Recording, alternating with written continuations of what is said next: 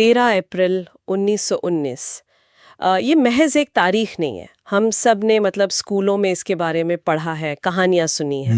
बिल्कुल। लेकिन आज के इस गहन चर्चा में हम इतिहास के उन पन्नों को सिर्फ पलटेंगे नहीं। सही बात है। आज के हमारे जो स्रोत हैं, जैसे ऐतिहासिक दस्तावेज, परीक्षा नोट्स और विश्लेषणात्मक तथ्य, उनका इस्तेमाल करके हम उस दर्दनाक घटना के पीछे के असली कारणों को समझेंगे। हाँ, और हमारा मिशन सिर्फ ये जानना नहीं है कि उस दिन क्या हुआ था, बल्कि उस खौफनाक मानसिकता को डिकोड करना है जिसने ब्रिटिश साम्राज्य के असली चेहरे को, मतलब उनकी क्रूरता को, पूरी दुनिया के सामने बेनकाब कर दिया था। हम बात कर रहे हैं जलियांवाला बाग की। एकदम। और इस चर्चा का उद्देश्य इसके दूरगामी परिणामों को समझना भी है। बिल्कुल। तो चलिए इस पूरे मामले को खोलकर समझते हैं। अगर हम उस वक्त के भारत को देखें, 1919 का भारत। हाँ, 1919 का भारत। प्रथम विश्व युद्ध अभी अभी खत्म हुआ था और भारत में परिस्थितियां बहुत तेजी से बदल रही थी। देखिए, जब हम इस बैकड्रॉप की बात करते हैं ना, तो ये समझना बहुत जरूरी है कि युद्ध के दौरान भारतीयों ने जन और धन दोनों से अंग्रेजों का बहुत साथ दिया था। लाखों सैनिक गए थे लड़ने। बिल्कुल।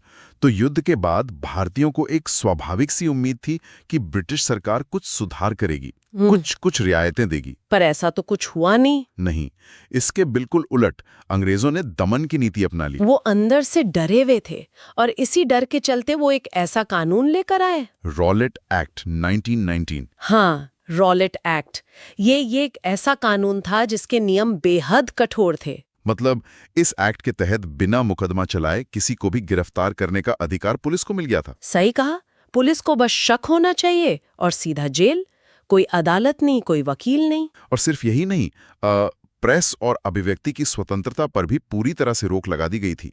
कोई कुछ बोल नहीं सकता था, लिख नहीं सकता था। एक तरह से पूरे देश की आवाज को दबाने की कोशिश थी ये। रहा था। बिल्कुल।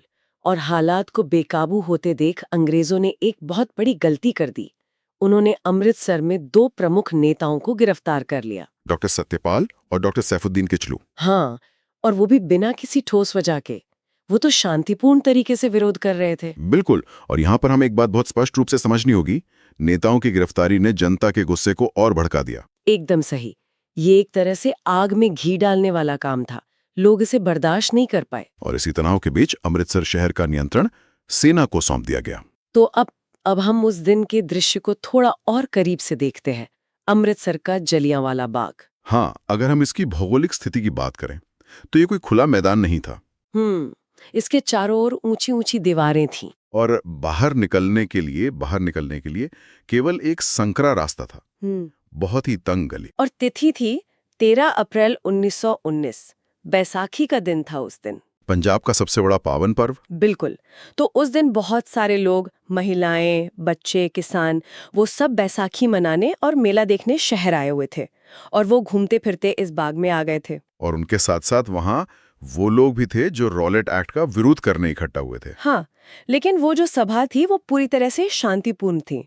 उनके सिर्फ 2 ही उद्देश्य थे। पहला, रॉलेट एक्ट का विरोध करना, और दूसरा, गिरफ्तार किए गए दोनों प्रमुख नेताओं डॉक्टर सत्यपाल और डॉक्टर किचलू की रिहाई की मांग करना। वहां कोई हथियार नहीं था किसी के पास। बिल्कुल नहीं। लोग जमीन पर बैठे थे, अपने नेताओं को सुन रहे थे। तो अब यहाँ कहानी सबसे ज्यादा चौंकाने वाली और दर्दनाक हो जाती है। जनरल डायर का प्रवेश। हाँ, जनरल डायर अपने हथियारों से लैस सैनिकों के साथ उस संकरे रास्ते से बाग में दाखिल होता है। बिना कोई चेतावनी दिए उसने सीधे निहत्थी भीड़ पर गोली चलाने का आदेश दे दिया। उसने भीड़ को तितर बितर होने का कोई मौका ही नहीं दिया। लोग बाहर निकलने का रास्ता ना होने के कारण वहां बुरी तरह फंस गए। चारों तरफ ऊंची दीवारें थीं। लोग जान बचाने के लिए उन दीवारों पर चढ़ने की कोशिश कर रहे थे और सैनिक उन्हीं दीवारों की तरफ निशाना लगा रहे थे। कुछ लोग तो बाग के अंदर बने कुएं में कूद गए। ये वाकई दिल दहला देने वाला है। अगर हम इस एक तरफा और अमानवीय कार्रवाई का गहराई से विश्लेषण करें तो एक बात बिल्कुल साफ है, और वो ये है कि ये सिर्फ गोलीबारी नहीं थी, ये मानवता पर हमला था। बिल्कुल, एक ऐसा हमला जिसने इंसानियत की सारी हदें पार कर दी। और इसके बाद जो हुआ, मतलब जो हताहतों की संख्या सामने आई, वहां भी ब्रिटिश सरकार का दोगलापन दिखा। हाँ, आंकड़ों में बहुत बड़ा विरोधाभास था। ब्रिटिश सरकार के आधिकारिक आंकड़ों के अनुसार लगभग 379 लोगों की मृत्यु हुई। जो कि पूरी तरह से गलत था। अगर हम भारतीय स्रोतों और बाद की जांचों को देखें तो 1000 से अधिक लोग मारे गए थे। 1000 से अधिक निर्दोष लोग, जिनमें महिलाएं और छोटे बच्चे भी शामिल थे। इसे भारतीय इतिहास की सबसे दर्दनाक घटनाओं में गिना जाता है। बिल्कुल गिना जाता है, लेकिन इस पूरी घटना के पीछे जो जनरल डायर की मानसिकता थी वो बहुत परेशान करने वाली है। हाँ, उसकी वो क्रूर मानसिकता, जब बाद में उससे पूछा गया तो जनरल डायर के खुद के बयान ने सबको चौंका दिया था। उसने कहा था, मेरा उद्देश्य लोगों को सबक सिखाना था। और गोलियां तब तक चलाई गईं जब तक कि सैनिकों के पास बारूद पूरी तरह से समाप्त नहीं हो गया। 10 मिनट तक लगातार फायरिंग। सबक सिखाना था, ये शब्द उनके अहंकार को दिखाते हैं। और हैरानी की बात तो ये है कि शुरुआत में ब्रिटिश सरकार ने डायर की इस हरकत का समर्थन भी किया था। ब्रिटेन में उसे सम्मानित किया गया, लेकिन जब दुनिया भर में और भारत में इस घटना का सच सामने आया तो भारी दबाव बना। और उसी दबाव के कारण 1919 के अंत में एक आयोग का गठन किया गया, हंटर आयोग। Hunter commission 1919। इसका मुख्य उद्देश्य इस पूरी घटना की जांच करना था। लेकिन इसके निष्कर्षों ने सिर्फ निराशा ही दी। सही कहा, आयोग ने दिखावे के लिए जनरल डायर को दोषी तो ठहराया, लेकिन उसे कोई भी कठोर सजा नहीं दी गई। उसे बस उसकी ड्यूटी से हटाकर वापस इंग्लैंड भेज दिया गया। बिल्कुल। निष्कर्ष यही निकलता है कि न्याय पूरी तरह से अधूरा रहा। हाँ, और इस अधूरे न्याय ने अंग्रेजों के दोगलेपन को पूरी तरह से साबित कर दिया कि उनके लिए एक भारतीय की जान की कोई कीमत नहीं थी। तो इस सब के बाद आगे क्या हुआ, इसका पूरा अर्थ क्या निकलता है? देखिए, इस घटना के बाद पूरी भारतीय जनता में भयानक रोष फैल गया। एक ज्वाला सी भड़क उठी पूरे देश में। जो थोड़ा बहुत विश्वास बचा भी था कुछ लोगों के मन में, अंग्रेजी शासन से वो बचा कुचा विश्वास हमेशा के लिए टूट गया। बिल्कुल। निरोध सभाएं तेज हो गई और इस घटना का सबसे बड़ा असर एक व्यक्ति पर पड़ा, महात्मा गांधी। हाँ, महात्मा गांधी जो पहले अंग्रेजों के साथ सहयोग की बात करते थे, इस घटना ने उन्हें पूरी तरह से बदल कर रख दिया। अंग्रेजी शासन के खिलाफ असहयोग की भावना पैदा हुई।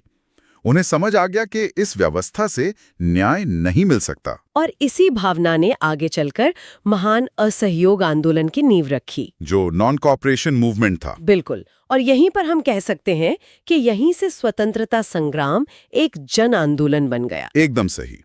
अगर हम इसे बड़े परिदृश्य से यानी बिगर पिक्चर से जोड़कर देखें तो जलियांवाला बाग ने स्वतंत्रता आंदोलन को एक नई दिशा दी। ये ब्रिटिश शासन की एक नैतिक हार तय कर चुका था। हाँ, उन्होंने बल प्रयोग तो कर लिया, लेकिन भारत पर शासन करने का अपना नैतिक अधिकार उसी दिन खो दिया। और इसके बाद पूरे देश के लोगों और नेताओं में राष्ट्रवाद और एकता का बहुत तेजी से प्रसार हुआ। जो आजादी की लड़ाई पहले कुछ वर्गों तक सीमित थी, वो अब हर आम आदमी की लड़ाई बन गई।